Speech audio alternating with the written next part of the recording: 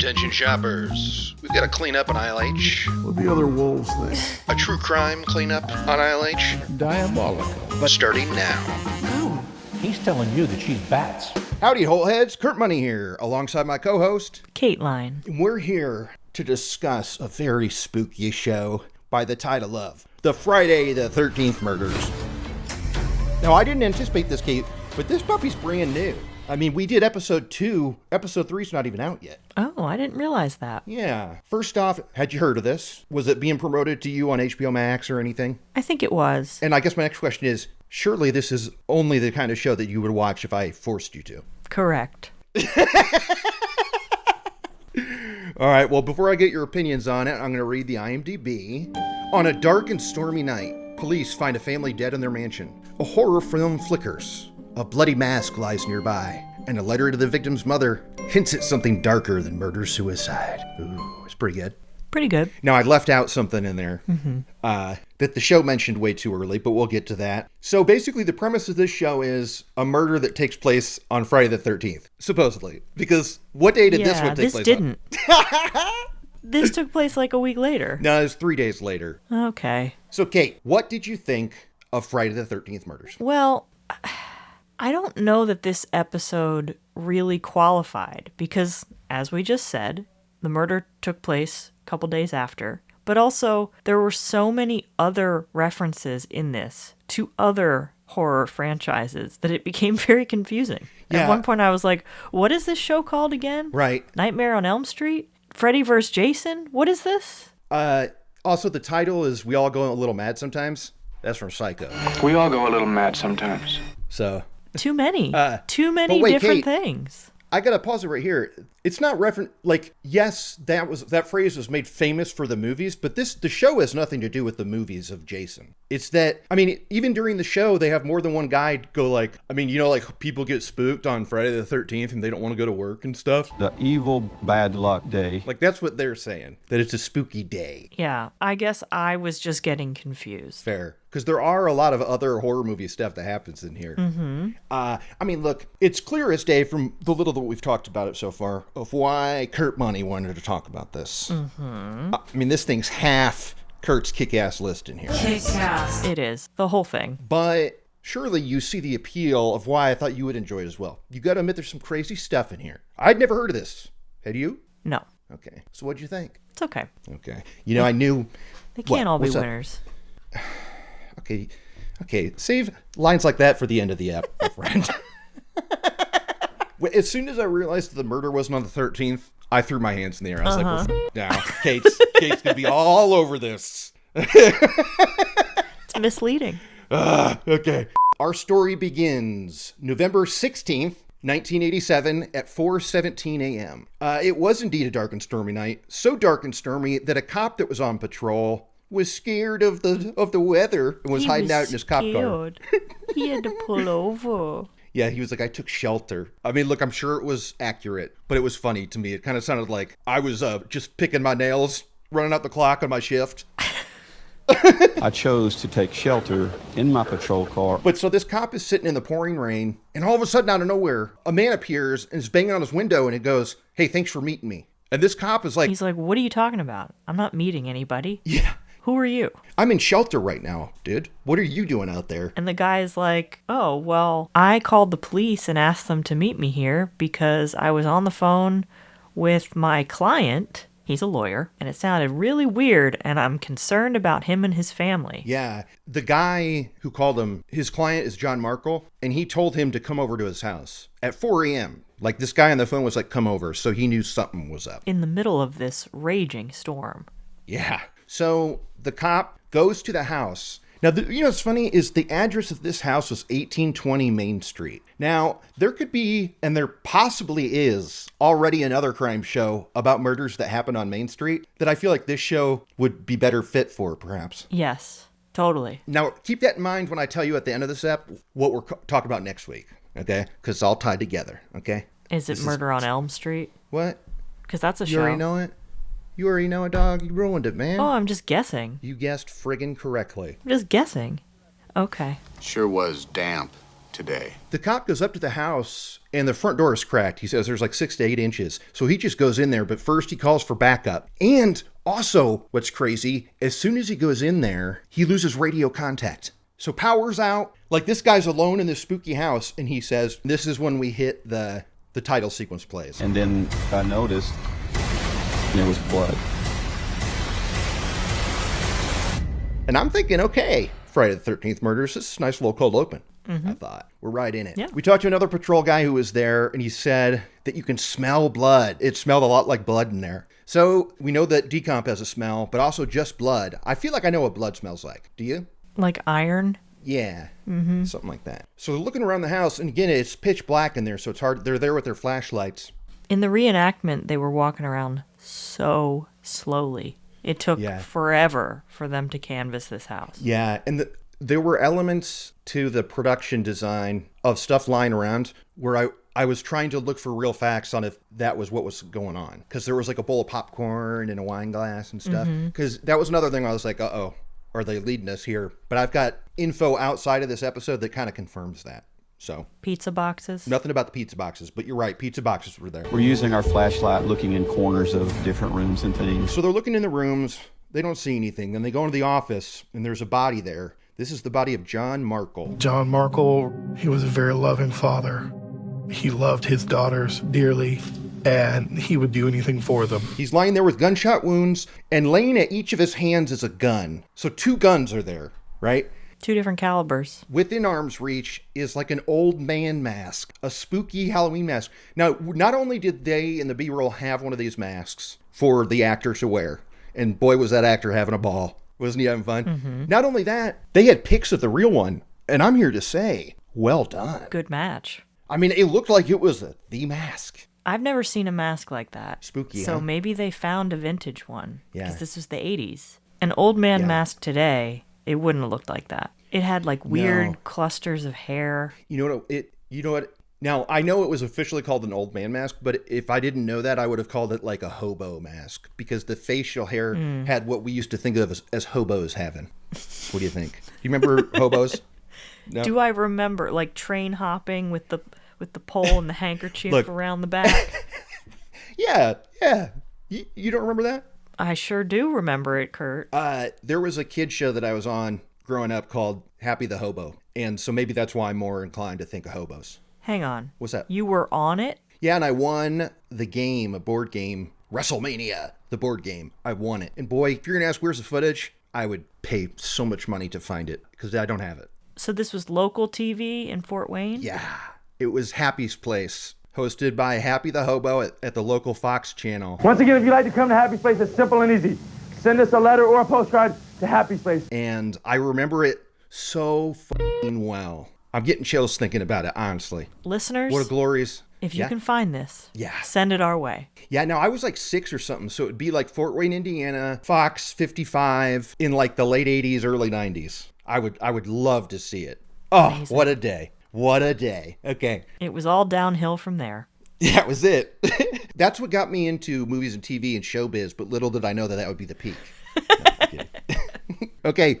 So this was funny. There's some funny stuff that the guys say that they're talking to that might be product of them being coached into saying things that move the story along. But some of them were kind of funny out of context. Like after we found his body, it was then that I was concerned we had a homicide. You don't say. You think so, dude? Yeah. After we found his body, that's the moment where we had a concern that we had a homicide. So they've got this dead body there. Do you want to talk about the guns now or later? Do you want to describe the guns? Well, one was a 38, one was a 22. Yeah, but no, one was a 45. 45. So it's like comically large. Mm-hmm. This And gun. the other one is very, very small. Yeah. And so they're thinking like, well, what's up with the setup? Why is that mask there? But it is so funny, the parallel of the guns. Because it is a giant one and then a little one. There was no way that one individual could have shot himself simultaneously with both handguns. Okay, so then they go upstairs, and there's a TV on a cart with a VCR in the middle of the hallway. So weird. Nothing's playing on it because the power's out, right? Mm-hmm. So we don't know what it is yet. I thought this was the weirdest part of the whole episode. Yes. Why was this Yeah. TV on a cart like they're at a school, Yeah. Yeah. not a home, and in the middle of the upstairs hallway? So bizarre. On the second floor, it was just a TV sitting in the middle of a hallway for some reason on a cart. It's just crazy. Like, did they have to walk around the TV to get to the other rooms? How do you get the cart up there? It's right? bizarre. So they go into the daughter's room, and they know this because it's all pink. Mm-hmm. And they see blood spatter on the headboard and stuff. There's not one, but there are 2 young girls here shot to death. There's a 9-year-old and a 13-year-old. Sisters. Oh, yeah, that'd be nice. Should probably mention that. But they're sleeping in the same bed. So they've got 2 dead bodies there. They go to the master bedroom. In the master bedroom is John's wife, Christine Markle. She's splayed on the bed, also shot dead with a gun. And whereas the 2 girls were in bed, looked like they were sleeping, what is the vibe with Christine? Christine looks like she was woken up by something and was trying to stand up out of bed. Yeah. Because she's kind of on the edge of the bed with her feet dangling off and then leaning back. Yeah. Now, extra info, it was a water bed. What does that make you think? One, harder to get up off super quick. Yes. Okay. Mm-hmm. But I love me water bed. I had one. Do you party with a waterbed? I did once when I was a kid, but I wouldn't now. How come? Well, because right now I'm sleeping on a mattress on the floor that was in a box. So I'm so far removed from choosing what kind of cool bed I'm sleeping in. But did you enjoy having one as a kid? Oh, yeah. Big time. Big time. I loved it. I definitely... Would I do it now? Are they still even made? I don't know. They cannot be good for your spine. They can't be good for your spine, and there's something about the idea of that water being in there, the same water forever. Gross, moldy-ass water. Yeah, I don't know. I feel like those are kind of... I don't know if they still make them. Do you know... I imagine you would never do a waterbed. Never. Never. I feel like you need firm support. You need a certain number of pillows. What do you think, Kate? Oh, I have a whole setup. It's so complicated. Yeah. And I can't sleep without it. It's just become it's become a really big problem, actually. Like when you travel? Yeah. Yeah. Yeah, I'm very particular. Yeah. But I'm looking at getting one of those Tempur-Pedics. I want to adjust it like an old person. With numbers and stuff, like with numbers where you can adjust. It can recline and incline, and you can move the bottom up so that your knees bend a little bit. Oh yeah, full on old people style. I'm ready. Full on like hospital room. That's the vibe that Kate wants in her bedroom. Just give me a hospital bed. That's what I want. Okay, so there are so many spooky things that happen in this. You cannot help but think, surely they're messing with us. But according to them, they walk out in the hallway, power turns back on. This kicks on the TV that's in the hallway, and what movie is playing? Nightmare on Elm Street. Nightmare on Elm Street. Woo-wee. I liked this B-roll, how they clearly just printed out a sticker of the title and stuck it on the on the VHS tape, but it was covering whatever was on there before. Originally? Yeah. I don't know why they didn't make it take up the whole square.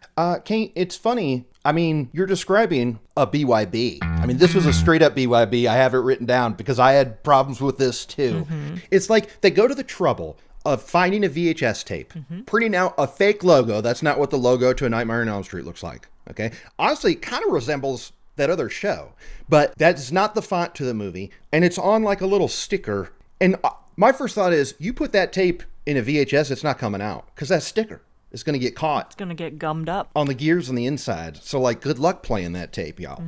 I don't know. I was also thinking, like, because I have partied with VHS tapes in current day for the nostalgia of it. And I was like, can't they get their hands on a Freddy? But then I thought, probably not. And I looked on eBay, they're like 60 to 90. They're like $100. So I don't blame them there. But yeah, it was real BS. So BYB, B-roll you busted. They kept going back to this tape. They were proud of this little thing. And I'm saying shouldn't be. Busted. So they go back to the office where there's dead John Markle. By him is a briefcase with a note attached. And it says, I murdered my wife and daughters. He signs it. The wording on it was crazy too, because he's like, I hereby state that this is a murder. And I think the evidence will clearly state that. But it is like so this looks like a murder-suicide, right? Mm-hmm. I mean, closed and shut. That's what the cops want to think, but they're like, this is too friggin' weird. This would seem like an open and shut murder-suicide from everything that you saw right there. But there were some things that seemed odd. They got the old mask, then they opened up the briefcase, and in there was like the equivalent of like a go bag. There's like money, there's a lot of documents, there's his passport, his birth certificate, there's a lot of like letters he's written people. So it looks like a murder-suicide, and the dead, John Markle, wants us to think it's a suicide. But what are the kind of questions the cops are asking right now to make them go like, well, it can't be a murder-suicide? They were adamant that you cannot shoot yourself with two different guns, one on either side of your head. Yeah, they do say that a few times. They say it a few times, and every time I think to myself, well, yes, you can. Right. Now, I'm trying to think, my first watch, I was thinking the same thing. You can very much do that, but I'm with them and thinking, why? Why would someone do that? Just to make sure you're absolutely dead? Yeah, make sure you get the job done. Mm-hmm. But they're like, no. But one of the oddest things was the fact that John Markle was shot with two different guns at the same time in the head. There's got to be something else cooking. Then they also start thinking about, the guy called it the evil bad luck day, that it was a few days after Friday the 13th. So they were wondering, is that involved? Something I'm not sure they were thinking in 87. No, they weren't. They were thinking it when they needed to use it for this episode of television. Yeah, when the producer was like, talk about it. It's just too... Right? It's just not... It's not Friday the 13th. As we all know, Friday the 13th is one of the unluckiest days of the year, supposedly. A lot of people don't want to do anything. We see actual news footage of the morning of, and they're like carrying like body bags out and stuff, right? Small ones. Oh, I didn't see that. Yeah, but child size. And we hear from a friend of one of the daughters, and he was watching it live, eating his breakfast, and all of a sudden he's like, wait a minute, that's Amy's house. Yeah, yeah. And then he sees those body bags come out, and I can't even imagine. I would probably vomit up the cereal I was just eating. Yeah. Well, he says he just started bawling, which I would too. I would not see that coming. Multiple bodies came out, and I just started bawling.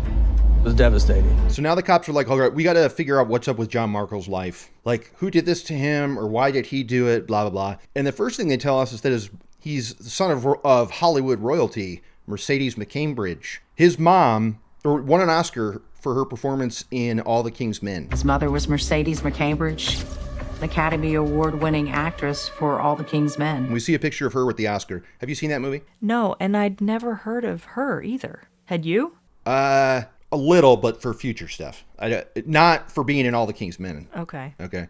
But All the King's Men was remade with Sean Penn in 2006. Do you remember when that came out? I saw it in theaters. No, it was no good. I don't remember that at all. But I was thinking, okay, if John was the son of Hollywood royalty, why is he living in Little Rock, Arkansas? And that's no shade to Little Rock. It's just Hollywood people tend to stay in Hollywood. Yeah. I mean, he was in a mansion on a hill, though. He right? was, but... And we'll find out he's not Hollywood people. He very much does not want to be. Right? But I'm saying the children of Hollywood people often stay in Hollywood. That's true.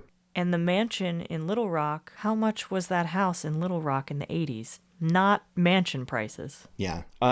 So he's the son of Hollywood royalty, but he's here and he's a futures trader. Mm-hmm. I don't know, some stock mumbo jumbo that I don't get. And if you do, Kate, don't explain it to me. It's money stuff. Yeah. But immediately I'm thinking, well, he was probably crooked because all those people are.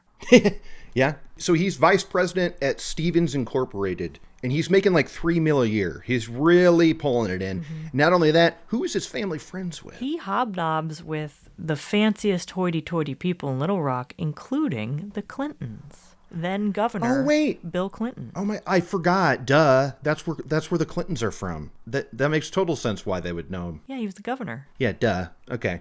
But so much so that Hillary and Chelsea went to the funeral. Yeah, because I think Chelsea was friends with the youngest daughter, and they would hang out. Yes. Amy Markle's friend was Chelsea Clinton. The girls knew each other, played together. They canvassed the neighborhood, and they hear that there were reports that John walked away from his house earlier in the evening and a white truck followed him.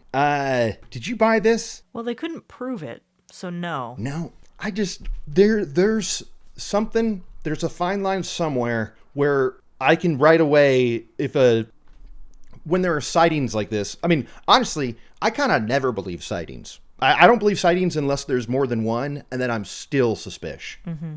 Well, we've learned that eyewitness accounts are unreliable. Yeah, absolutely. And so they look into his finances, and they see a number of red flags, and the first one is, like, once a week, he's writing checks out to cash and depositing them in different accounts. But they do the math, and it's like, it's equivalent to $10,000 a month, where he's taking cash out and then depositing it elsewhere, right? I didn't think that was suspicious. What? Why not? I mean, is he taking the money out of the corporate account or his own personal bank account? His own personal bank account, but their point is, like clockwork, once a week, he was taking out huge sums of money. I mean, when you're rich, you can do that. It didn't bother me. I was like, yeah, he's probably giving it to people he knows. I don't know. It didn't strike me as suspicious. Okay, well, maybe I've been swayed because the B-roll they showed was a hand taking notes, and in all caps it said, "To cash? ? !" So maybe that's why I'm reacting like that. There's something I love when we see notes that people are taking in movies or TV shows of. It's always funny. Like whenever somebody is supposed to be taking down their inner thoughts, it's always something funny like that, and then they'll circle it or something, and I'm always like, why are you circling that word? Anyway, so I was laughing at that, and just like, I mean, they talk about the stuff that was going on in Arkansas in the 80s, and I don't know about you, Kate, I felt like I was in Speedway, Indiana. In the 1980s, Arkansas was ground zero for some of the largest scandals in the country. They described a crazy. They basically were describing what was happening in like New York City with all of these mafia bosses and stuff. And then they showed. Wait, no.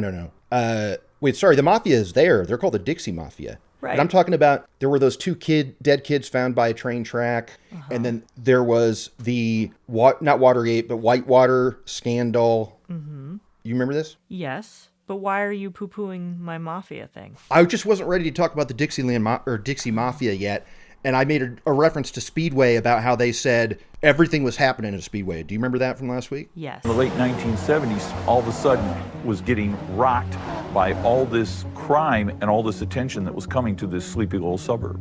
That's why. Anyway, sorry. But here's the other reason why. Is 2 months before, there was a double murder of a judge and his wife. And we see B-roll of that. And this was, guess what? Second time we're here for BYB, B-roll you busted. Because we see the guy knock on the front door, shoots the judge, and it's got a silencer. We hear a little pew, right? We hear the noise that it actually doesn't make. Because we learned a few weeks ago that silencers are actually completely silent. Yeah. And then they show him go to the bathroom or wherever the wife was. And do you remember what he does here? Yeah, he picks up a pillow to silence the silencer? Yeah. What, dude? Very strange. And that you actually see this actor holding a silencer against a pillow. And I was kind of like, this is hat on hat, y'all. This is dumb. So anyway, they're thinking, okay, those two people were well connected and stuff. They died. Now, further research leads them, or then it turns out that was for fraud. I believe by their own doing or something. That it was tied back to a financial fraud that had occurred. And this is when we're introduced to the idea that maybe this crime syndicate is in on it. So tell us, Kate. The way they were describing the inner workings of the Little Rock Mafia was cracking me up. The primary suspects were involved with what was referred to as the Dixie Mafia, also known as the Cornbread Mafia. They were showing pictures of the real people, and they look like cartoon characters of like they really do. Old-timey Southern businessmen, I guess. But they're all running this mafia ring, and it was just kind of laughable. I mean, I don't doubt that it wasn't real and that they had people whacked, but it's like, guys, it's Little Rock. Relax. Yeah, like you're saying, they show photos and stuff, so I'm like, I guess it existed. But they were like, it was like a robbery and crime ring. But they show like black and white photos and stuff. We see two different dudes get interviewed in jail, and they're talking to a guy in jail who is wearing sunglasses inside. So we know he's either blind or a really cool dude. Really cool dude. Who gave him those? Where'd he get them? I mean, I guess I'm assuming it was in prison. Maybe it wasn't. But they show overweight dudes that look like they'd be in the Dixie Mafia. in 1987. Oh, yeah. No, they're all overweight Yeah. dudes. But they didn't tell us who any of those people were. This was another, I'm going, show, what's up? Like, why are you showing us this interview footage and we're hearing one of these guys talk on old footage? Why bring the sunglasses it up guy if you're not going to give us the deets? Yeah, or a lower third or something. But they're thinking, oh, okay, so maybe it was the Dixie Mafia. Maybe John owed somebody. Oh, and they're thinking, well, maybe it was planned, because this was a weird thing they pointed out is that one body had 5 bullets, one body had 4 bullets, one body had 3 bullets, and then the husband had 2 bullets. I don't know if I'd count that as a planned murder. No, that's just how it went. Yeah. And then we learned that the favorite method of murder to the Dixie Mafia, do you remember what this was called? No. Okay, so the best way for them to get rid of bodies was to make it look like a suicide. And that's what they called being suicided. Oh, right. These men, they were so clever. Yeah, I mean, suicided. Okay, all right. One of the signature moves that you get with the Dixie Mafia is murders that are staged to look like suicides.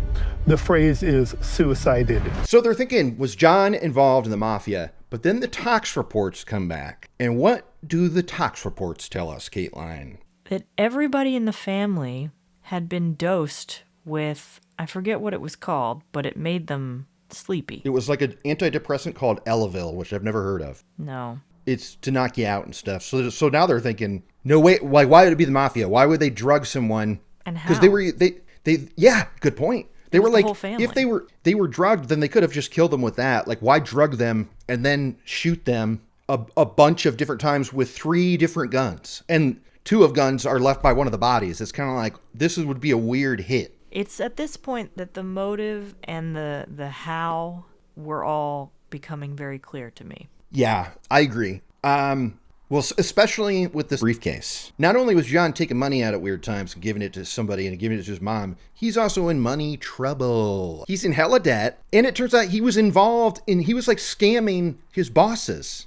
He was embezzling. That's how these money people are. They're shady. Yeah. He was embezzling a total of $5 million, okay? And he had gotten fired on Friday the 13th, 3 days before. So this is why I think it's justified for this show, okay? Dun, dun, dun. I'm letting it slide because he got fired on the 13th. But I about lost my mind because they show the date a few times. I swear on my life that one of the times, and I'll have a picture of it, it said July 13th, 1987. So there was about 10 minutes here, an hour ago, Kate, where I was going, whoa. Wait, it was a Friday the 13th 4 months earlier or whatever? But I looked up a real timeline and read articles. That's just another BYB because that's a typo, dudes. Like, that's like, come on, guys. This show's pretty low budge, huh? I guess. I mean, some of the B-roll stuff they had wasn't bad. I mean, the mask. The mask. Also, the way they shot the judge and his wife being murdered. That was cool. Kind of going through the walls, seeing it through the window. That was dope. It was dope. Shame they ruined it with the pillow silencer. Yes. But it was pretty cool. It was pretty cool. And this was another time where the guy says, and as we know, Friday the 13th is one of the unluckiest days of the year. And a lot of people don't want to do anything. I don't believe in that. Of course not. Friday the 13th to me, guess what that is? That's a day where I entertain the thought of watching all of the Friday the 13th movies. That's the only thing it means for me, is like, I guess it's time to revisit. And then I saddle up. Today is the 13th. True. Not a Friday. But it's a Monday. I have a friend who was born on Friday the 13th. Are they spooky? Nope. No. Autistic. So I mentioned the mom earlier. Maybe that cash didn't go to her because this money that he was embezzling, this was also going out to his mom in San Diego. Not only was it going to her in person, but to a bank account in her name. So now they're thinking, well, we got to talk to this Hollywood royalty because they don't know if she's involved or not, because it sure seems like she is. Right. Okay, so they go out and talk to her. She's very guarded. How much did you love the B-roll of the John's mom actor? Like doing the real Gloria Swanson Sunset Boulevard stuff, lipstick on the lips, drinking in front of just a sloppy has-been. I mean, when you see the real footage of her doing that interview, it's not too far off. No, not at all. That's a good point. So they decide, and So they talked to her and they're like, well, then what's the money for? And she said it was for the kids' college funds. And the detective says, I could tell then that she was kind of hurt by it. So they determined she was not involved in the embezzlement. They go through, like we said, in that briefcase, they find a ton of documents. And somewhere in there, they find a 12-page letter to John's mom, Mercedes McKimbridge. That she clearly never got. Right. And it's the rantings of a madman. And we see the B-roll. I don't know how accurate this is, but it starts off with nice penmanship, and then it gets psychotic. Yeah. I saw some pictures of the real note online. None of them looked that nuts. Because this looked like he snapped mid-sentence. Like he's going like, yeah, like drawing lines down the side. And underlining something 100 times. Yeah. But what's the message of this note to his dear old mom? You never loved me. I was never good enough for you. Yeah, like I was born accidentally. I didn't have a dad, and then you married somebody else, and I loved him, and then you got rid of him. Like it's just like you never loved me. I hate you. He felt she was more, in tune being in Hollywood and doing the actress movie star role than being his mother. And at the end, and he blames her for all of his problems, including this embezzlement and stuff. He's like, my whole life, all my problems are because of you, Mom.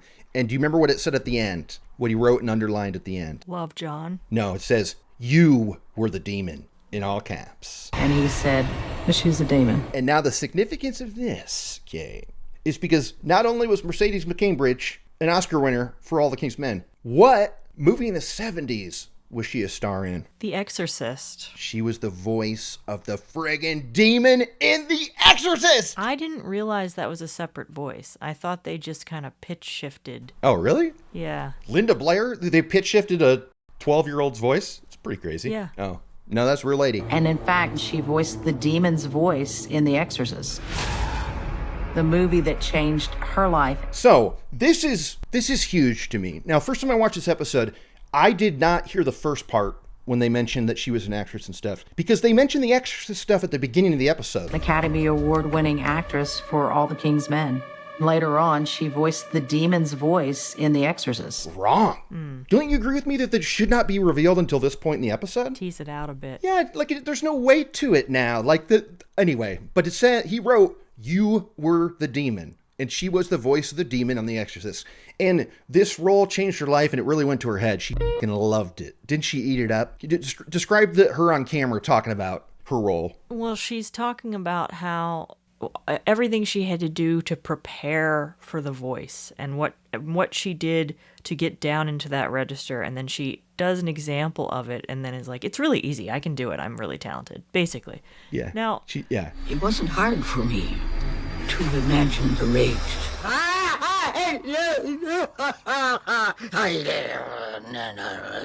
That isn't hard. I get that you're proud of a role, but that one role isn't enough for her to survive financially. Well, no, I agree. Now, actually, I'm going to go to the gig here to confirm this. I'm wondering if in the sequels, they probably got her. She probably did the voice for a few of them. That's what I'm saying. Yeah, but how much could she have possibly been paid? It just doesn't seem like that big of a part, and she's really dining out on it. No, but like but The Exorcist was a cultural phenomenon. I mean, she was one of the main takeaways in a movie that was huge in the movie in the world, I think. Mm-hmm. Like when people talk about that movie or quote it, they say like, your mother sucks. Like those are all her lines. Mm-hmm. So I get it. And to me, she's dining down on it because that's all she's got. All right. She won her Oscar 23 years ago.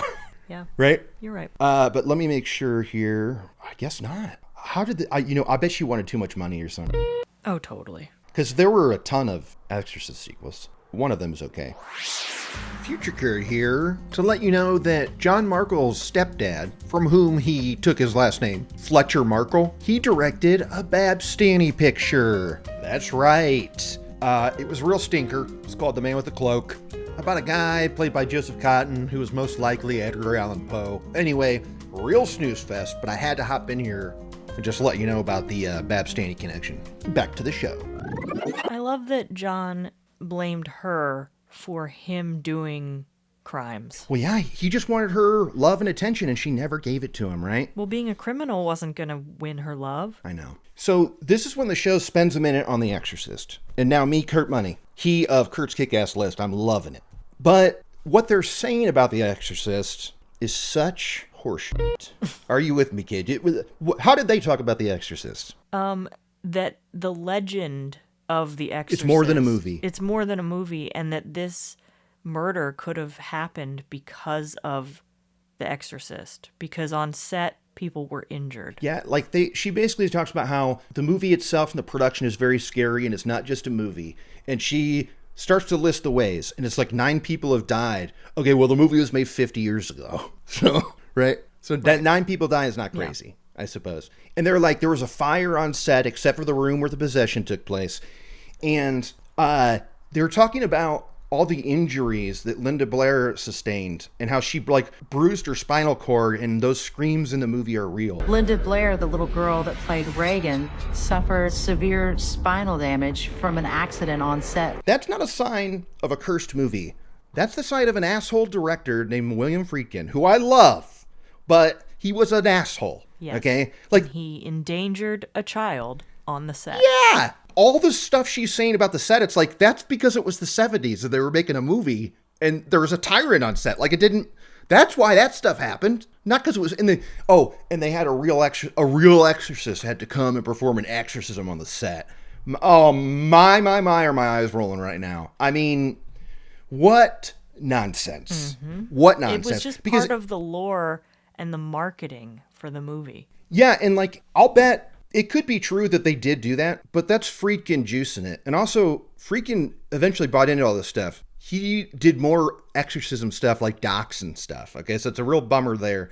But that was all just flavor for the movie. Eventually, the director had to bring in a priest to perform an exorcism on set. And this is also a guy who would slap actors in the face right before calling action. Okay, just to get their like true blue hatred on camera. That's what kind of director he was. He'd just straight up slap you in the face. What do you think? Very cool. Yeah. So all that is just hogwash. I'm just like, no. In that 12-page letter, though, John details how much he needed her and how she was never there, including one time he was in like a near-death traffic accident. He had like brain injuries and stuff, right? Yes. He was in ICU, had a significant head trauma, and she never once visited him. Does Mama Mercedes come to visit her son?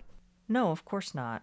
No. No visiting. This B-roll was very confusing, though, because they have him showing up to her San Diego apartment with his head wrapped like he just came from the hospital. He did. That's what they said. He had to take a cab from the hospital to go to her house, and he's still got like brain damage tape on his head. So he's not living in Little Rock. No, I mean, they didn't say what year that happened. Because remember, this is John listing all the ways that his mom wronged him. So this could have been 15 years or prior or whatever. And when he gets there, it's all about her. He has to rush her to the hospital.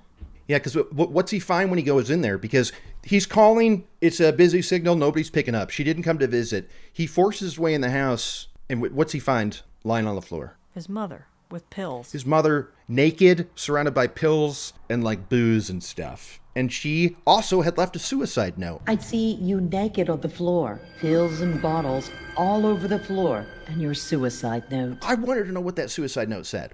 Didn't you? Probably the usual. Yeah, I mean, it wouldn't surprise me, but I guess, like, do you think she mentioned anything to do with her son being near death in the hospital? Or do you think that was just a total coincidence? I think that was a total coincidence. If anything, she probably wrote in the letter what a disappointment he was. Yeah.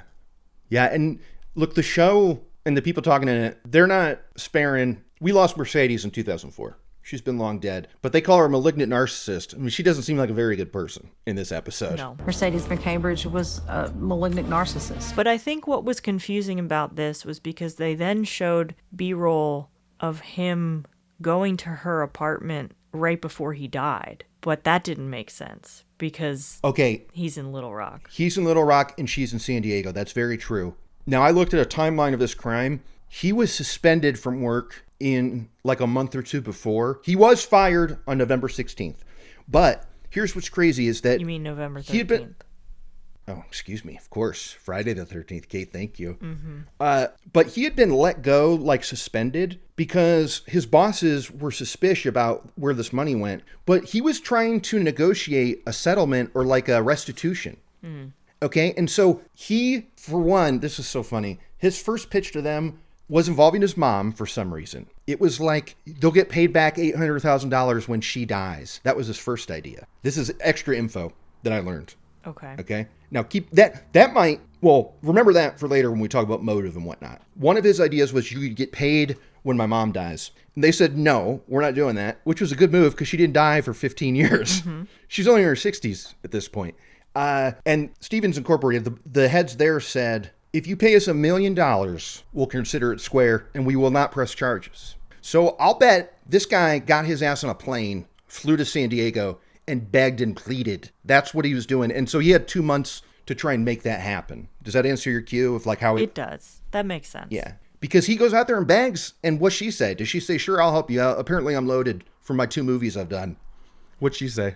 She says, keep walking. Yeah. They got B-roll of Norma Desmond locking the door, and it's like, you sowed your oats, lay in the bed you made, blah, blah, blah. She essentially told him that you made your bed, you're going to have to sleep in it. Oh, so good. So now this, I guess I'm not mad at Mercedes for, right? I mean, he broke the law and is a futures trader. But anyway, she says, no, get out of here. So this is when he comes home and he's like, okay, well, now I've just got to check out permanently. So it was indeed a murder-suicide. I mean, they never said family annihilation, which shocked me, because that's the official term. Yeah. That's what this was. And the end of the episode is them trying to process the show and the cops and everybody. Why would he kill his family and not his mom? Because his weird relationship with his mom. She had him by the balls. And this is the reason why I think they chose the episode title, We All Go a Little Mad Sometimes. Because that's a very Norman Bates type thing. But I'm with you. They're like, they've got too many movies we're talking about here. Too many movies. Like, Psycho. Because they have like Exorcist, Nightmare on Elm Street, Friday the 13th, even though you say that's not a reference to the movie. Okay, now, in the past, somebody said Friday the 13th, and it was on Kurt's Kick-Ass list because it was a reference to the movie. I want to defend myself here. I think the movies are why that phrase is so popular and has stuck in the zeitgeist. But the title sequence of the show is all about calendars and the 13th being a Friday and stuff. I don't think that's too far out. Sure. You mean, sure, let's keep moving, you don't care? Yep. Or, great.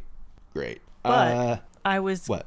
I was happy to see that they came around on the idea that, yes, one can shoot oneself with 2 different guns on opposite sides of the head. Yeah, they finally admit it. I mean, you're almost done with the app, and they're still saying it's impossible for someone to shoot himself in the head at the same time. They kept saying simultaneously shoot himself. And they finally have to admit, no, it's possible. It's just very weird.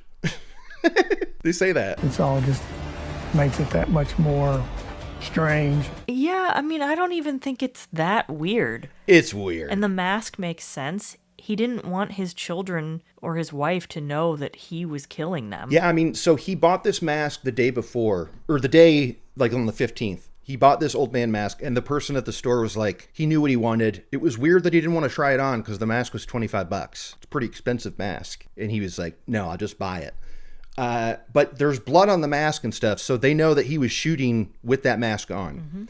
So he had this movie night with his fam, served him drinks that knocked him out, and then threw that mask on and went up there and executed them all. And then went down, took off the mask. While the movie was playing again in the hallway. Right. And they theorize that, one, they seem to think he did it because it was stormy as well, because it would make his daughter sleep in the same bed if they're scared. I don't know if so he planned it with the weather. I think maybe that could be, they also theorized that the movie was playing because that would spook the kid to sleep with his sister. But I got news for this show and everybody. If a 9-year-old watched A Nightmare on Elm Street, don't worry. They're going to be spooked. Yeah. You don't need to do extra. Nope. Okay? Like, I'm Mr. Horror guy now, but no f***ing way would I have watched that movie, even at 13. No. And was that the movie they watched before bed? Wow. That's bad parenting as well. Forget killing them. Yeah, I mean, I watched Texas Chainsaw Massacre when I was 12, and I turned it off halfway through, and it spooked me to my core. But now that's like a very fond memory for me. It's like hard to be scared of movies and stuff. So I love it. So I don't know. I'm saying if a 13-year-old wanted to watch it, I'd let him. I would not let a 9-year-old. Yeah. If it was Dad Kurt, I would say 9-year-old. Hell no. No. Imagine thinking that you'd rather be dead than poor. Yeah. And you'd rather you and your whole family be dead than poor. I mean, sadly, this is the motivation for almost all family annihilations, is that the husband does not want to face the shit he's in, and he cannot face his family. And he thinks, well, I can't have him have a dead person. They can't live with a dead dad, so I'll kill them too. That's almost always the motivation. Guess what, guy? They can live with a dead dad. Even if you didn't kill yourself, you were going to divorce and walk out anyway. So they were going to be without you one way or the other. Because what do dads do, Kurt? They leave. That's right. They leave. So anytime this happens, the dad kills themselves and the fam, except for with John List. He decided last minute, I don't want to die. So he went and started a whole new life and didn't get caught for 30 years. That's the famous... What? Is that the better option? That fucking guy. We'll probably do that FF at some point because it's the one with the clay bust that was on America's Most Wanted and stuff. All right, so I have extra info, but do you think we should do lists first? Let's do those lists. What you got? Kate's unnamed list. Nothing. Yeah, I don't think so. On to Kurt's Kick-Ass List. Kick-Ass list. A ton. First off, it was like something out of a horror film to me. Well, I guess now if the show is on my list, I guess I'm supporting your theory as well. Maybe you have me in a conundrum. I mean, but you don't want to talk about it, Kate, so we'll just move on. It's all good. The show's on the list. That's all you got to know. Also, Exorcist, All the King's Men. We're talking about movies. The fact that his mom was a Hollywood star, Kurt's Kick-Ass List, 100%. They're watching a movie. They name the movie A Nightmare on Elm Street. The movie Nightmare on Elm Street is about a man who killed people who were sleeping. Kurt's Kick-Ass List.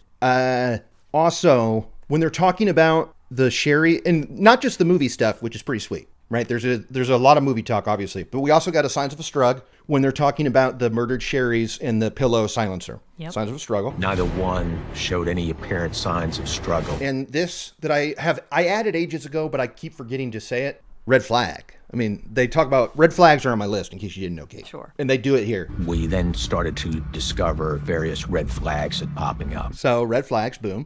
Nice. That's it. But you could tell why I was digging this app. Oh yeah. Lot of Kurt's Kick-Ass List stuff. Lot of refs. Yep. So, and a lot of B-roll you busted. Yeah. Oh my God, how funny was it when the actor turned around? He's got like a sweater vest on. Old heads. He's wearing the old man mask, and he turns around. He's got both guns. Like before they cut to commercial. It was the funniest looking thing. Yeah. Oh boy. B-roll is pretty funny in this one. All right, so I have some extra info because I was anticipating questions that you might have. How they know they were having popcorn? How they know they watched this movie? This is what I was thinking. This is what I'm up here thinking about. Okay, let's hear it. And so I look it up. They indeed. Here's this. This is nuts. I found the exact answer I was looking for. One of the daughters, I'm praying it was the 13-year-old. Her dance teacher told the cops that she was having a Freddy night at her house with her parents, where they rented 2 movies. One of which was A Nightmare on Elm Street. That night, John also rented Nightmare on Elm Street for the whole family to watch. What's that other one?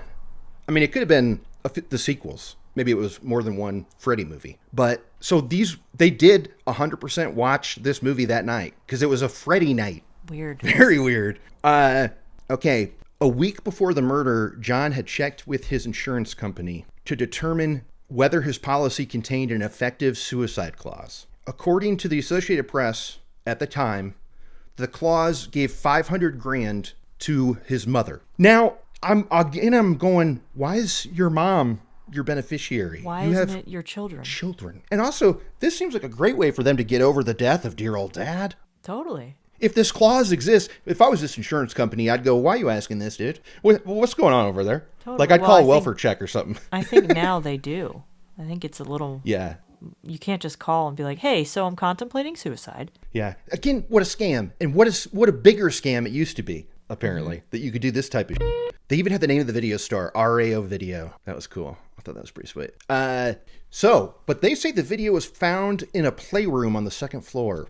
Not in that the might hallway. be well, but this show was this show had the two patrolmen that were at the scene, and they talked about it in the hallway. So this might be an error from the Arkansas Democrat back in '87. What do you think? Because again, it seems weird. Like, why would it be this way? Like, why would they? And the cops said that. Yeah. They said this is really weird. Okay, so in his will, he left his estate, which apparently existed, to his mom. And it was $890,000. And she got half that money. So he's really screwed up with mommy issues because there's so many ways these kids can live on without him. I would love to hear from one of his wife's friends about what the wife thought about John's mommy issues. Oh, yeah. I bet it was a big sticking point, huh? You think they were arguing about it? Or like he would call her his mom's name in bed.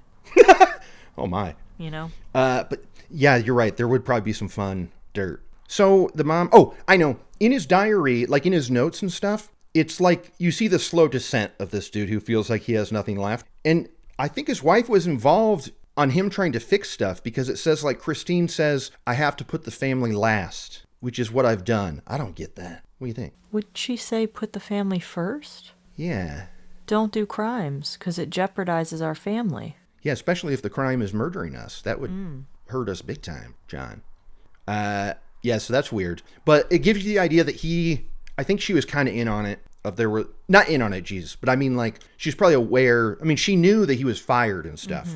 Okay, so here's some quick facts. The lawyer who found the body, who was, who came over that night, and his mom sued the city and the police department to keep the facts of the case and the photos of the case disclosed, or they didn't want to have it disclosed. They didn't want it out there. And you know what they said? It was because they don't, who needs to see the photos and stuff. But guess what this article says that the mom's biggest concern was? That 12-page letter to her.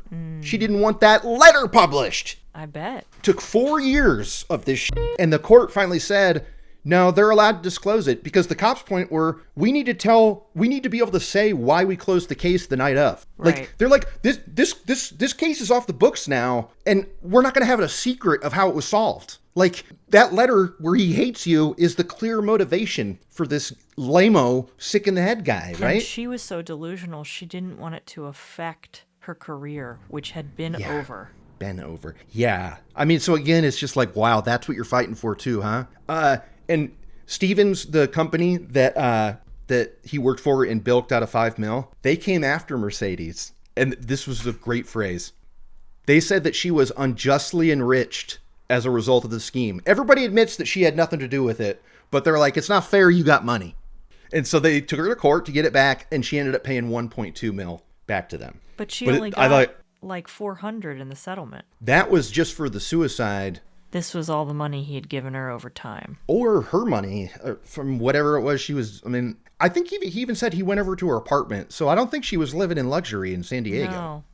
It's all very strange. Yeah. Look, who knows if she paid it, but she was ordered to pay. Like that kind of stuff. It's like civil cases. They're never going to pay that money. Nope. All right. Well, that's going to do it. Now is when you say, Kate, they can't all be bangers. But you got to admit, the murder and stuff is pretty wild. The circumstances of this murder are enough to talk about on a pod. Definitely. What do you think? Yes. His mom being the voice of the demon on The Exorcist, stuff like crazy. They say this house still exists and it's vacant. No one wants to live in a murder house. I would. I don't give a shit.